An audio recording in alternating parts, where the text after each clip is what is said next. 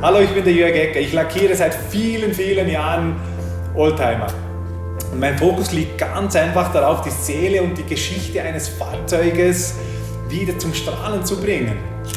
Ja, jeder Oldtimer hat ja so seine eigene Geschichte. Ich nehme mir gerne die Zeit, die Geschichten kennenzulernen. Da erfährt man Sachen, das ist unglaublich. Einzigartige Autos, einzigartige Geschichten und dahinter einzigartige Menschen.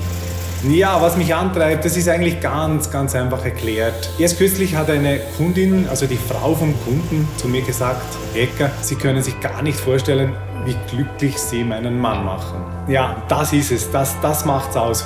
Wenn der Kunde nach wochenlanger Arbeit zum ersten Mal sein Fahrzeug originalgetreu perfekt lackiert sieht, er kann sich das eigentlich im Vorfeld gar nicht vorstellen, wie das dann ausschauen kann. Und wenn er das dann sieht, wie das spiegelt, wie das glitzert, wie das glänzt und ich seine Freude sehe, seine strahlenden Augen, das ist das, was mich antreibt. Das ist das, was mich glücklich macht. Es ist nicht nur die Arbeit an dem Fahrzeug selber, sondern es ist das Zusammenspiel von Fahrzeugkunden. So, das macht mich einfach glücklich, wenn ich sehe, dass der Kunde glücklich ist. Schön lackiert ist schnell mal was, aber dass eine Lackierung schön bleibt für die Ewigkeit, da muss man schon einiges beachten. Das ist komplett was anderes wie eine konventionelle Unfallinstandsetzung, wo es um Quantität und nicht um Qualität geht.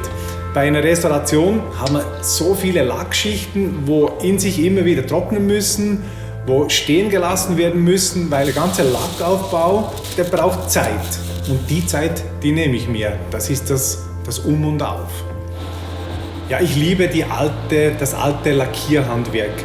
Für mich ist das eine Handwerkskunst. Das ist der Wahnsinn, mit welcher Hingabe und Perfektion dazu mal die Leute das Auto hergestellt haben. Das ist für mich eine Ehre, dass ich da eine Art Zeitgeschichte mitarbeiten darf, dass ich da meine Hände einsetzen kann, für sowas in neuem Glanz erstrahlen zu lassen. Also das ist einfach geil.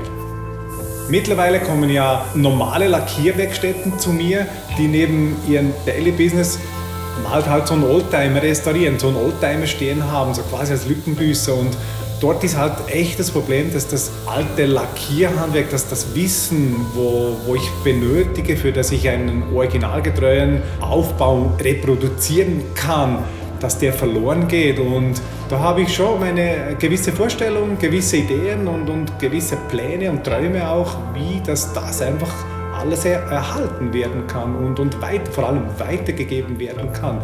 Weil ich würde behaupten, so in 10, 15 Jahren ist das Wissen komplett gestorben. Dann gibt es ganz wenige Leute, die noch wissen, wie ich originalgetreu einen Oldtimer restauriere, sodass das auch für die nächsten 50 Jahre dann die Qualität hält und dass das Fahrzeug ausschaut wie vor 50 Jahren, also wo ich es hergestellt habe.